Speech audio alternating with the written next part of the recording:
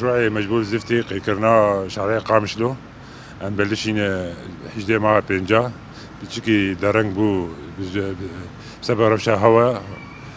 حجدي ما بينجا بلشيه مشروع سر شارع رئيسي تركيزينه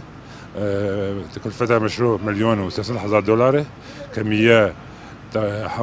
حوالي 16,000 متر مكعبة متداوي شارمها 120 روجين مشروع كده هي تقيعاتها جبونا في حارة عامل هليليين شارع معهدة بجي سيرفيسها دواري حتى شارع عمودي بيش تيفي دوارة قرموطي حتى شارع منير حبيب ويك جهية بعمل عبا بلدي غربي به